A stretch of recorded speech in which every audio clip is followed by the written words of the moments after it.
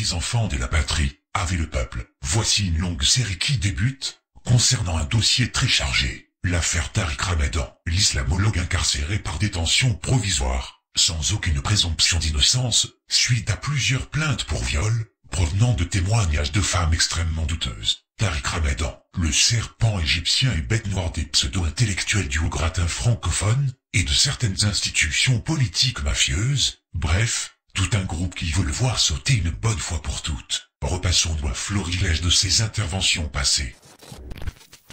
Physique d'Aladin qu'on dirait fabriqué pour Hollywood, cet homme de 41 ans est une énigme. Du côté sombre de sa force, Tariq Ramadan accumule mystère et ambiguïté. Monsieur, comment se fait-il que vous me posiez des questions et que vous soupçonnez avant que j'y réponde que je vais y répondre à côté, si ce n'est que vous ayez déjà décidé de ma mauvaise intention? Donc je vais y répondre directement, monsieur. Il n'y a aucune ombre de déception, monsieur, dans la réponse que j'ai eue. Ne confondez pas vos impressions avec la substance de mes réponses. Il se proclame islamologue, mais est plus souvent décrit comme un prêcheur et même comme un activiste. On le voit, on l'a vu partout. Dans les banlieues françaises où il proclame aux jeunes mœurs qu'il faut être fier d'être musulman. Dans toute l'Europe, où il multiplie les déclarations pour construire un islam occidental. La semaine qui a suivi, le 11 septembre, j'étais à New York et j'ai condamné, monsieur. J'ai condamné de la façon la plus claire, et les propos qui ont été rapportés par audio interposé, par ce qui a été dit par Ben Laden et son porte-parole Ayman el-Zawahri, ont été condamnés de la façon la plus ferme, monsieur. Et là-dessus, vous ne verrez pas l'once d'une déviation. Ma réponse, elle est directe, elle est claire, et il n'y a aucune déception là-dessus. On accuse Ramadan de tout, de défendre le port du voile, de ne pas condamner la lapidation des femmes, de radicaliser les jeunes musulmans, et même d'être antisémite, lorsqu'il dénonce le communautarisme de certains intellectuels français. C'est que vous savez lire, mais vous lisez très peu. Et sur l'islam, vous avez pratiquement rien lu. D'ailleurs, j'aimerais vous dire une chose. D'ailleurs, même dans la tradition juridique musulmane, monsieur, si on a 14 siècles de tradition juridique musulmane, si c'était aussi simple que ça, ça fait 14 siècles que les gens se répètent. Il y a un petit problème, c'est que le Coran ne règle pas tout. Vous êtes obligé de... Pourquoi vous me parlez de ça? Vous êtes en train de changer. Oui, parce que vous avez Coran, Hadith, vous avez différents aspects. Monsieur, vous cachez votre ignorance derrière 2 ou 3 mots savants. Oh, fuck off! Mais cet homme a aussi ses partisans, superstar des banlieues, il attire des foules considérables et offre un supplément d'âme aux altermondialistes. Vous partez d'un propos que je tiens et vous extrapolez sur des choses que je n'ai jamais dites et vous extrapolez dangereusement pour le coup. Parce que la chose, elle est claire, la condamnation de ce qui a été fait est claire. Maintenant, oui, on peut évaluer l'humour des gens. Charlie Hebdo, depuis 10 ans, se présente comme un journal de gauche qui critique tout le monde. Il est peut-être à gauche de l'extrême droite, mais il est très à droite dans sa façon d'être à gauche. Et ne me dites pas que je mets sur le même plan les actes terroristes et les actes de tuer les civils qui ont été faits par Ben Laden, que j'ai condamnés, mais je dis très clairement que je ne suis pas de ceux qui se réjouissent quand on tue un homme, que je suis de ceux qui ont envie d'entendre et de questionner et de rendre justice devant les hommes. Si ma réponse n'est pas claire, posez-moi une seconde question, je serai encore plus clair si vous le voulez. Merci. Vous avez beaucoup entendu quand même dans l'affaire de cette jeune femme qui est menacée, enfin cette jeune femme qui est menacée de lapidation en Iran. Monsieur, nul n'est plus sourd que qui ne veut pas entendre. J'ai pris position... je vais être très sourd alors. Non, mais vous êtes même carrément atteint d'une surdité très profonde parce que j'ai pris position 6 fois. 6 fois publiquement, sur mon site, 3 fois à la BBC, 1 fois sur CNN. Qu'est-ce que vous voulez que j'intervienne où? Dans votre journal? Faudrait m'y inviter. Il déstabilisa définitivement Tariq Ramadan en faisant une allusion à sa préface du livre de Zainab El-Razali. La référence est absolument incompréhensible pour le grand public, mais tout le monde a vu Tariq Ramadan devenir blême. La préface au livre de Zainab El-Razali, c'est pas vrai, mademoiselle. Il a cité ce livre-là, qui est de Asmad Lamba, d'accord? Ah oui, mais vous allez en reconnaître d'autres, mademoiselle. Mais d'abord, vous dire une chose qui, sur le principe, pour moi, ne se discute pas. Je ne quantifie pas et je ne compare pas les hostilités comme les souffrances. Vous ne pouvez pas savoir aujourd'hui, dans la vie quotidienne des Français de confession musulmane, l'intensité de l'hostilité à laquelle ils ont affaire. Ne comparez pas les souffrances, nous sommes sur un mauvais terrain et ce n'est pas bon pour les principes de la République. Oh, fuck off! Une fois, nous nous sommes vus pendant 3 minutes. Dans un débat, on n'a eu que 3 minutes de débat sur campus. Et je vous avais cité sur l'autre livre 5 fautes de citation. Vous savez que vous m'aviez répondu, ce sont des coquilles. Des coquilles de citation. Chaque fois. Non, mais attendez, non, mais là, je vous en ai retrouvé. Mais ne minimisez pas. Est-ce que je peux finir? J'ai peut-être fait une encyclopédie Tariq Ramadan. Écoutez, c'est pas possible. Vous m'avez demandé de terminer mon raisonnement. Elle ne laisse pas. Elle est prise en flagrant délit d'un truc énorme. Comment se fait-il que cette façon de critiquer l'islam, ce doit être une liberté absolue, et que vous, par exemple, monsieur Finkielkraut, quand ils se sont avérés très durs contre la liberté d'expression de Ciné, vous étiez de ceux qui ont soutenu le fait qu'on puisse limiter la liberté d'expression? Nous avons ici une loi civile qui chapeaute toutes les religions. toutes, chrétiennes, bouddhistes, musulmanes et autres, pour garantir la paix religieuse qui est juridiquement contraire à notre système. Vous avez bien un problème avec l'islam. Oh, fuck over! Et sur la question de la lapidation, de façon extrêmement précise, je me suis exprimé en disant que dans ma position, elle n'était pas applicable et que je demandais, parce que je sais que ma position est minoritaire aujourd'hui dans le monde musulman, un moratoire pour qu'il y ait un vrai débat intra-musulman entre les musulmans. Mais monsieur Non, attendez, laissez-moi terminer, attendez. Un moratoire. Attendez. C'est-à-dire qu'on doit pendant quelque temps renoncer à lapider les femmes. Or, monsieur Finkielkraut, ce qui me gêne avec vous, ce sont, pour le coup, parce que vous avez utilisé ce terme et même dans votre article, l'indignation sélective. Vous êtes indigné de voir qu'on puisse mettre un cocktail Molotov, et je le suis comme vous. Mais les musulmans sont des êtres humains qui vivent en 2003 en France, puisque nous parlons à la communauté française. Et vous venez de dire quelque chose de particulièrement incroyable, et venez, c'est que la lapidation des femmes, oui c'est un peu choquant, il faut simplement faire un moratoire, et puis on va réfléchir pour savoir si c'est pas bien. Mais c'est monstrueux de lapider une femme. Monsieur Sarkozy, écoutez bien ce que je dis. Ce que je dis, c'est que ma position à moi, c'est qu'elle n'est pas applicable. C'est clair, c'est clair, c'est clair. Oh, fuck off! Mais, monsieur, je suis indigné contre toutes les menaces à la liberté d'expression. Et quand elles touchent à des personnes qui puissent critiquer Israël, ou qui puissent être dans l'humour critique par rapport à la tradition juive, le premier qui est au front est monsieur Finkielkraut en France. Et donc, excusez-moi du peu, à partir d'un certain moment, votre indignation perd tout crédit par sa sélectivité. Nicolas Sarkozy, si vous aviez été honnête, Nicolas Sarkozy parle là ici devant 6 millions de personnes et il dit que je préface un livre qui dit qu'on peut battre sa femme. Écoutez ce que dit mademoiselle. À la lumière des versets coraniques et de la tradition du prophète, il apparaît clairement que l'islam n'a jamais préconisé la violence envers les femmes, bien au contraire. Voilà ce que dit la femme sur le livre. Donc si vous aviez été honnête... Ça c'est le livre que vous avez préfacé. Exactement. Et donc ça, permettez-moi de vous dire que ça ne peut pas être. Mais j'aimerais que vous entendiez ce que je dis. J'aimerais que vous entendiez ce que je vous dis. C'est que ce que je vous dis, c'est l'absolue condamnation de la liberté d'expression. Mais que je me donne le droit, comme tout intellectuel ou comme tout citoyen, de mesurer la qualité d'un humour. Et je trouve qu'il y a des humours qui sont courageux et qu'il y a des humours ou de l'humour qui est un tout petit peu lâche parce qu'il va dans l'air du temps. Attendez, est-ce que je peux vous demander où est le manque de clarté entre quelqu'un qui vous dit aujourd'hui, et c'est ce que je dis partout, c'est-à-dire dans le monde musulman comme en Europe, je suis contre l'application, et au nom des textes de l'islam, ces applications ne sont pas possibles. Est-ce que vous voulez quelque chose qui soit plus clair que cela? Non seulement vous changez le livre pour dire quoi? Zeynab El Razali est une des femmes symbole des frères musulmans. Et vous l'avez Je l'ai préfacé, mais ça n'a rien à voir. Vous savez pourquoi? Non, vous savez pourquoi je l'ai préfacé? C'est une femme qui disait aux frères musulmans, quand on est à table, je vais être assise, je vais être partie du leadership. Elle est connue comme étant une des femmes qui a contesté le leadership masculin. Mais laissez tomber cela. Vous auriez dû, mademoiselle, dire dans votre livre, Nicolas Sarkozy devant 6 millions de téléspectateurs a menti. Tariq Ramadan a préfacé un livre où il est dit qu'on ne tape pas une femme. Pourquoi vous l'avez pas fait? De dire la falsification de mes citations, j'aimerais bien savoir, monsieur, au bout du compte, combien de mes ouvrages vous avez lus et combien de mes interventions vous avez suivies. Monsieur, celui qui est en face de vous aujourd'hui n'est pas un prédicateur islamiste suisse, c'est un professeur d'université à Oxford, dont les livres sont étudiés dans 80 universités américaines, monsieur, 80 universités américaines, mais monsieur, qui depuis les 8 dernières années a été interdit de parole dans toutes les universités françaises. Posez-vous la question de savoir où est la liberté d'expression, cher monsieur. Pour que ce soit clair, en fait, le tribunal dit, le fait que Antoine Sper dise ça, ça n'est pas de l'ordre de la diffamation. Elle enlève le fait que Antoine Sper dise ça, elle dit, la cour dit que Tariq Ramadan a dit que, a incité des jeunes à la violence. C'est pas la cour qui a dit ça. La cour cite le plaignant, mais elle transforme le propos en enlevant des parties de phrases. Ça, vous savez comment ça s'appelle? Ça s'appelle de la malhonnêteté intellectuelle. Que j'espère, non, que la lumière, cette dernière lumière ne viendra pas de Suisse, qu'il y aura vraiment un véritable réveil. Vous savez ce que j'espère pour la France, monsieur? Parce qu'on m'a posé la question de savoir un jour si j'aimais la France. J'aime la France de sa tradition et de ses valeurs quand elle est en cohérence avec elle-même. Mais non pas pour un discours qui trahit ses valeurs au nom de simplifications comme celle de je viens d'entendre. Votre jugement sur la personne m'impose de ne même pas vous répondre, parce que je ne considère que c'est insultant ce que vous venez de dire.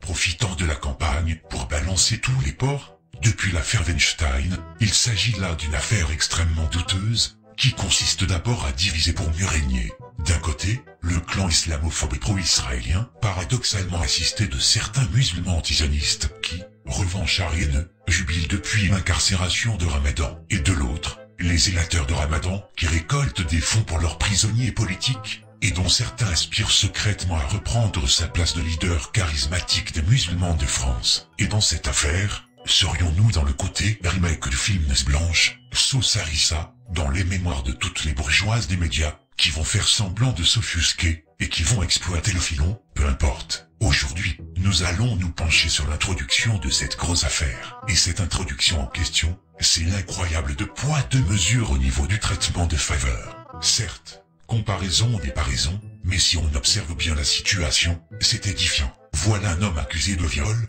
dont le plus récent remonterait à 5 ans, sur base de simples témoignages des plaignantes, qui s'est présenté volontairement devant ses juges pour apporter sa version des faits, et qui se voit jeté en prison dans des conditions de détention généralement réservées aux terroristes, ou aux caïds du grand banditisme. Interdiction de visite, même pour son épouse ou ses enfants, jusqu'à nouvel ordre, contact limité avec son avocat, s'ajoutant à des pathologies chroniques difficilement compatibles avec une détention en milieu carcéral. Incarcéré donc depuis plus de 40 jours, suite à des accusations de viol extrêmement douteuses, l'intellectuel musulman a été hospitalisé jeudi 15 mars dernier, dans une unité surveillée de l'hôpital de la Pitié-Salpêtrière à Paris. Qu'en est-il dans les faits? Il semble que tant la presse écrite que les médias, dans un parfait ensemble, s'emploient à présenter l'accusé comme coupable, à l'exact opposé du point de vue qu'ils avaient défendu dans l'affaire des Juifs d'Esca et Polanski, ou plus récemment, la plainte pour viol déposée contre le ministre Gérald Darmanin, une affaire rapidement versée aux oubliettes médiatiques. Ce de poids de mesure est flagrant lorsqu'on prend la peine de recenser les articles parus, et de les comparer à ce qui a été publié dans le cadre de l'affaire Ramadan.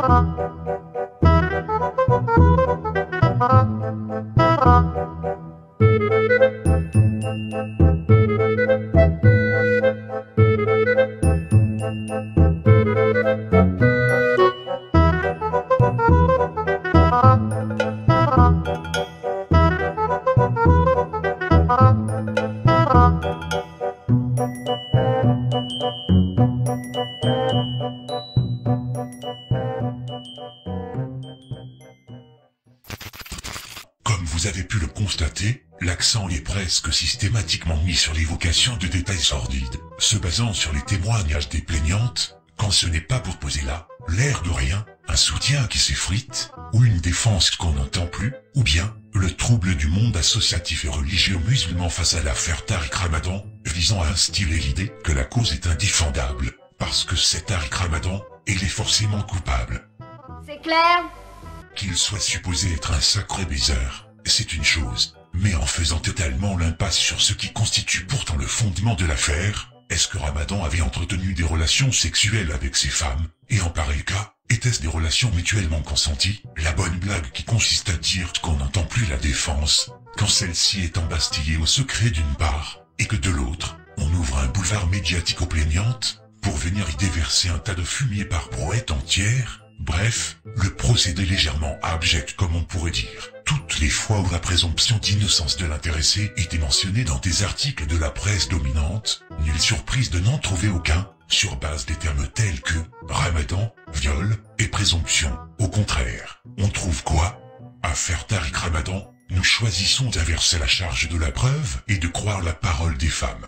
Salaud! Mais de qui vous vous foutez, bande d'enfoirés? Cela résume à lui tout seul le climat de lynchage médiatique autour de cette affaire. Observons un peu l'approche de l'affaire du juif Polanski en 2009. Polanski n'aura passé que 42 jours en détention à la prison de Chinon, ayant reconnu des relations sexuelles illicites avec un mineur, en l'occurrence, pour avoir drogué, puis violé et sodomisé une mineure âgée de 13 ans, après une séance photo. Le juge étant revenu sur sa décision de le libérer, Polanski se case en Europe. Malgré un mandat d'arrêt international lancé contre lui, il ne sera jamais inquiété jusqu'en 2009, quand les autorités suisses l'arrêtent, alors qu'il se rendait à une rétrospective donnée en son honneur. Les États-Unis demandent son extradition, laquelle sera refusée par la Suisse quelques mois plus tard. Dans l'affaire Polanski, difficile d'évoquer la présomption d'innocence, attendu que l'intéressé avait choisi de plaider coupable pour ses faits, espérant ainsi échapper à une condamnation pour viol. Mais il s'en trouve beaucoup pour lui trouver les excuses les plus improbables ou les plus convenues. En gros, elles sont les suivantes. Les faits sont prescrits, factuellement faux. La prescription ne court plus à partir du moment où l'accusé a fui le pays pour échapper à une condamnation. On a fait passer la victime pour une salope, littéralement, qui serait responsable de ce qui lui est arrivé. On a évoqué l'assassinat de l'épouse du réalisateur, Sharon Tate, par des membres de la secte de Charles Manson, ce qui l'aurait plongé dans une profonde dépression, l'alcool, etc.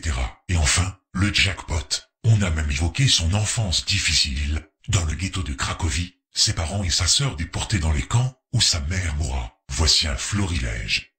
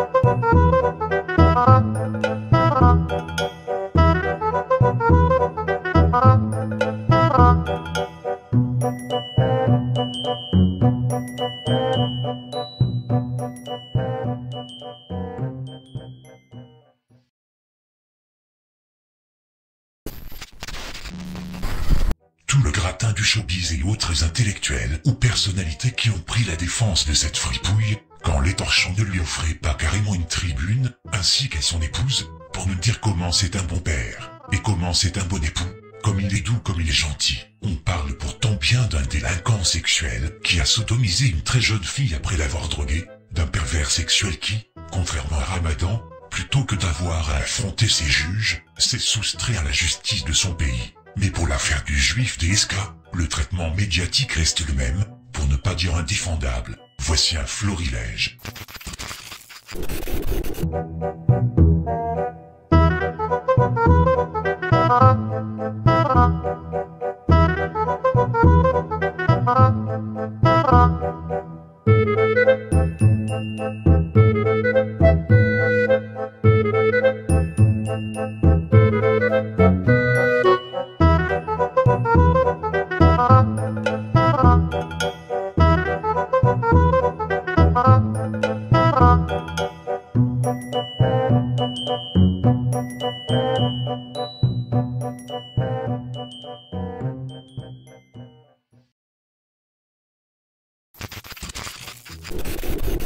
Dans le cas du scandale du Sofitel et du viol de Nafissatou Diallo, paradoxalement, on ne parlait que de présomption d'innocence, alors qu'il avait plus ou moins été pris en flag. Et là encore, une bonne partie du gratin parisien soutenait ce pervers, présenté presque comme si c'était lui la victime. Ne parlons pas des déclarations absolument hallucinantes, dont celle du juif Jean-François Kahn, qui avait évoqué l'affaire comme étant un banal troussage de bonne.